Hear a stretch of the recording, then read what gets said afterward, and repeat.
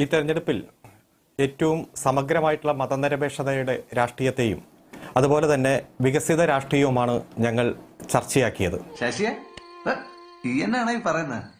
സ്വന്തം ഇഷ്ടത്തിന് തട്ടിവിടുന്ന നാക്കെടുത്താന്നുണേ പറയൂ. കണക്കുകൾ സാങ്കേതികമായിട്ട് പരിശോധിച്ചാൽ LDFന്റെ അടിത്തറയ്ക്ക് ഒരു കോട്ടവും സംഭവിച്ചില്ല. പക്ഷേ ഈ സാഹചര്യത്തിൽ തെരഞ്ഞെടുപ്പ് വിജയം നേടാൻ ഞങ്ങൾക്ക് കഴിഞ്ഞില്ല. എന്നാലും തോൽവി തന്നെയാണ്. എന്നാൽ ഇങ്ങനെ ഉണ്ടാവും ഒരു തോൽവി. ഞാനിവിടെ ആ ഇടതുപക്ഷത്തിന്റെ പ്രതിനിധിയായി പങ്കെടുക്കുന്ന ആളുടെ ചർച്ച ഇങ്ങനെ കേട്ടുകൊണ്ടിരിക്കുകയായിരുന്നു. അപ്പൊ ഞാൻ ആകെ കൺഫ്യൂസ്ഡ് ആയി. നീ എന്താണ് ഉദ്ദേശിക്കുന്നത് വത്സ? മനസ്സിലായില്ല?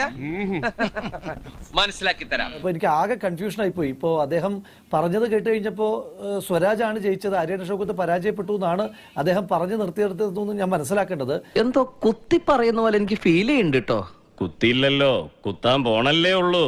അപ്പൊ ഏറ്റവും മിനിമം നമ്മളൊരു തെരഞ്ഞെടുപ്പിൽ മത്സരിച്ച് പരാജയപ്പെട്ടാൽ അത് പരാജയപ്പെട്ടു, ജനങ്ങൾ ഞങ്ങളെ തോൽപ്പിച്ചു എന്ന് തന്നെ പറയാതെ അവിടെ 300 വോട്ട് കൂടി, ഇവിടെ 400 വോട്ട് കൂടി, ആ മറ്റേതിനേക്കാൾ ആ 15 വോട്ട് അങ്ങോട്ട് പോയില്ലേ, ഇവിടുത്തെ 22 വോട്ട് ഇങ്ങോട്ട് വന്നില്ലേ. പാചേട്ടാ അവമാനിക്കരുത്, ഞാൻ നല്ലൊരു കുടുംബത്തിൽ പറഞ്ഞവനാണ്. നീ നല്ല കുടുംബത്തിൽ പറഞ്ഞു, ഞാൻ പിന്നെ മറ്റേ കുടുംബത്തിൽ പറഞ്ഞാണല്ലോ. ഒരാവേശത്തിലെടുത്ത് ചാടി വേണ്ടായിരുന്നു അല്ലേ. ഞങ്ങൾക്ക് കിട്ടിയ 66,660 വോട്ട് ആ മണ്ഡലത്തിന്റെ ചരിത്രത്തിൽ 2006 ഒഴിച്ച് ബാക്കി എല്ലാ തെരഞ്ഞെടുപ്പിലും ഞങ്ങൾക്ക് കിട്ടിയ വോട്ടിന്റെ അതേ പാറ്റേൺ തന്നെയാണ്. അതിനേക്കാൾ മുന്നിലാണ് ഞങ്ങൾ. തനിക്കൊന്നും നാണമില്ലല്ലോ. ഒരു കള്ളൻ കുറെ നുണ പറയാനും നീയൊക്കെ ഇത് കേട്ട് വായും പൊളിച്ച് നിൽക്കാൻ. ഞങ്ങളുടെ അടിത്തറ തകർത്തു എന്ന് സ്ഥാപിക്കാൻ ശ്രമിക്കുന്നവരുടെ മുന്നിലേക്കാണ് ഞാൻ ഈ കണക്ക് അവതരിപ്പിച്ചത്. എന്നിട്ട് ഞങ്ങളുടെ അടിത്തറ തകർന്നു എന്ന് സ്ഥാപിക്കാൻ നിങ്ങൾ നടത്തുന്ന പ്രചരണത്തെയാണ് ഞാൻ തുറന്നു കാണിച്ചത്. അതുകൊണ്ട് ഇപ്പൊ എന്താ? ആരോടെങ്കിലും ഇതൊന്നും പറഞ്ഞില്ലെങ്കിൽ എനിക്കൊരു മനസ്സമാധാനം കിട്ടണ്ടേ? CPM ഭരിച്ചുകൊണ്ടിരിക്കുന്ന അദ്ദേഹത്തിന്റെ വീട് നിൽക്കുന്ന പഞ്ചായത്തിൽ പിന്നിൽ പോകുന്നു എന്ന് പറയുന്നതിനെ എങ്ങനെയാണ് കാലാകാലങ്ങളായി CPM ജയിച്ചുകൊണ്ടിരിക്കുന്നത് എന്റെ പഞ്ചായത്തുമായിട്ട് ഏത് താരതമ്യ? അങ്ങൊരു അഭിഭാഷകനല്ലേ? ഇങ്ങനൊരു വാദം പറഞ്ഞു കഴിഞ്ഞാൽ പെറ്റി കേസിന് പോകുന്ന ആൾക്ക് ജീവപര്യന്ത ശിക്ഷ കിട്ടത്തില്ല എന്റെ പൊന്നു സഹോദര.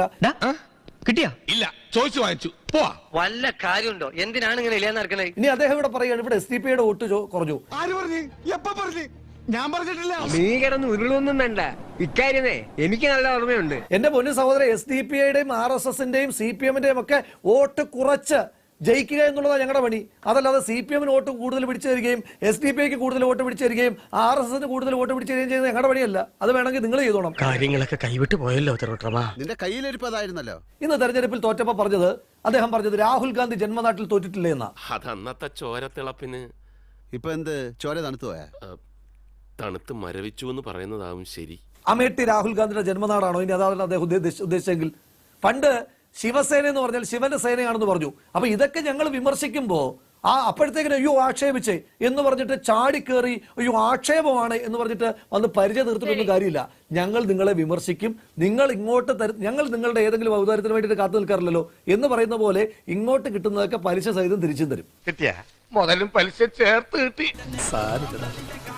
നീ എവിടെ പരിപാടി അവതരിപ്പിച്ചാലും ഇത് തന്നെയാണല്ലോ അതിന്റെ വിധി.